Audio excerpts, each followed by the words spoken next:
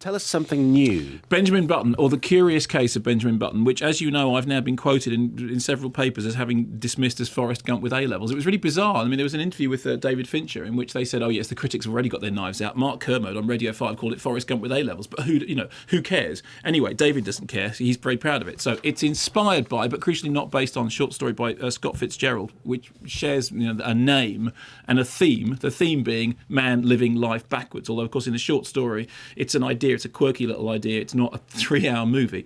The thing is, I mean, I love Fitzgerald, actually. I mean, I think Gatsby's probably one of the greatest, if not the greatest novel ever written. It's directed by David Fincher, who's done things like Seven and Fight Club and Zodiac, all of which are edgy and dark and strange and, cinematic world and, murky underbelly and all that kind of stuff. So the omens are good. And stars Brad Pitt. And I want to be absolutely clear about this. I don't have any problem with Brad Pitt at all.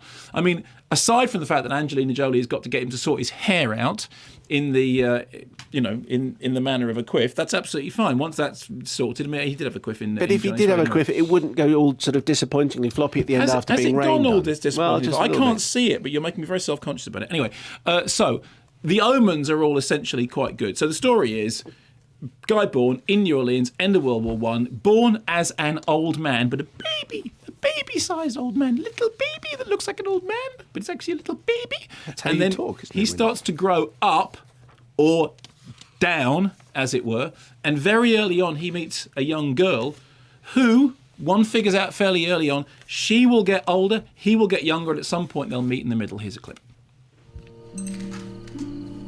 I'll tell you a secret if you'll tell me one. Okay. I saw my mama kissing another man. Her face was red vomit. Your turn. I'm not as old as I look. I thought so. You don't seem like an old person. Like my grandma. I'm not. Are you sick? Well, I heard Mama and Tizzy whisper and they said I was gonna die soon, but maybe not. You're odd. You're different than anybody I've ever met. But don't let anybody tell you you're not worth as much then, Forrest Gump, because while I was running, and life is like a box of chocolates. And there is a recurrent line in the film, which is, you never know what's coming at you. And okay, fine, it shares a screenwriter with Forrest Gump. So to some extent, there's a kind of genetic connection. But the fact of the matter is, it is clearly Forrest Gump with pretensions above its station. Now, everyone was incredibly snotty about Forrest Gump. People said, oh, it's reactionary. Oh, it plays to the dumbest elements of America. Oh, it's just to do with the infantilization of culture and how actually being simple is brilliant. And all those things are not true, incidentally. Forrest Gump was a much more subversive movie than anyone gave it credit for, except, of course, somebody like Danny Boyle, who saw Forrest Gump for exactly what it is. Now, there's an interesting title fight now because, of course, Slumdog and Benjamin Button are up for the BAFTAs and the Oscars. BAFTAs this weekend, Oscars in a few weeks' time. And obviously the right answer is going to be Slumdog wins Best Film and Best Director. Wrong answer is going to be Benjamin Button wins Best Film and Best Director. I think it's up for 12 of one, 11 of the other, or 13 of one and 12 of the other.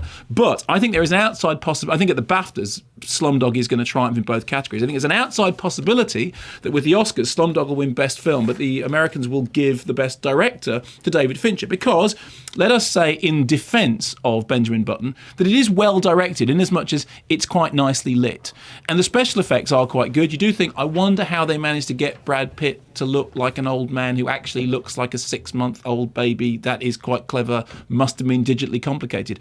Beyond that, it's a whole bunch of hooey. Now, two things. Firstly, I had to take... Just going to write that down. So this is for the poster, yes, isn't it? It's a whole bunch of hooey, because life is like a box of chocolates. I had to take 2 runs at it. What is hooey? Hooey? Yes. It's like blather. It's like baloney. Yes, I mean, I know what it kind of means. I just wonder what it is. In real life? Yes. I don't know. Somebody can Twitter and tell us, is there a dictionary definition of hooey? Okay? I'm sure it'll happen very quickly. The problem with it is manifold. Firstly, it's all over the place. I mean, narratively, even to use the word narratively is kind of, I kept complaining about the death of narrative cinema. You can say something's episodic. You can say that something is picaresque. You can say that something has got a lot of, sequences. But it is one of those things where it goes, starts, end of a big war, ends up present day, Hurricane Katrina, all these kind of major events happen in the middle. To what effect? Well, honestly, none. They just happen to be there in the background to give it a sense that something profound must be happening. I mean, at one point, he's in an old people's home, then he's in a brothel, then he's on a street, then he's in a boat, then he's fighting World War II, then he's doing something else. You're going, yes, where is he going? Why is he going there? And when he gets there, is there actually going to be any point in it? The answer to all the above is dunno, don't care, and no. The other thing is there's this incredible sort of sense of portentousness about this relationship that he starts having with the Kate Blanchett character. She's a dancer. Oh, how she dances. This is how you know it's an art film, right? You're meant to sympathise with the dancer who dances so much she can't stop dancing. Oh, she dances hither, she dances thither, she dances yon and fro. And you know, when she dances out in front of a taxi, you think, yeah, well, frankly, Mrs., you have no one to blame for that but yourself. And I like that fact that hither was off to the left, thither was over there, right, and yon was north, there. And what was what is back? What was yon after yon? I don't know what, but anyway, whatever I said. It was all points of the compass. It was all points of the compass. Spectacular. And lo, does she dance. And it's kind of one of those things when I'm meant to think, oh, what a lovely, elegiac and I just think, you're really annoying me and I wish you'd stop doing it. And then the car thing happens and you go, well, sorry, there we go. The car thing? The car thing, yeah. She dances out in front of a taxi. And you're meant to go, oh, and you go, yeah, And anyway, she deserved it? No, it's not. It's just like, you know what happens if you dance around in the middle of everything? Taxi cab. Anyway, but are you saying she deserved it, though? No, I'm not saying she deserved it, Simon. I'm saying that it doesn't come as some great big tragic thing. What do you want me to say? You want me to say that I wasn't completely shattered when that happened? Anyway. I suspect you might have laughed. The whole thing, yeah. If I'd been awake more, I would have laughed. The whole thing is bookended by this character dying in a hospital and going, and Julia Ormond has found the book of the life led by Benjamin Button. Julia Ormond, who has the most thankless task in the movie, which is every 10 minutes to go, what happened next? Let me turn another page. And Julia Ormond starts reading, it was about then, and then Brad Pitt's voice takes over. So it's literally like they went to her and said, Julia, you haven't been very busy recently. I know you were in that weird Jennifer Lynch movie, but here's a job. All you do is you start reading the beginning of sentences, and then you get taken over by Brad Pitt.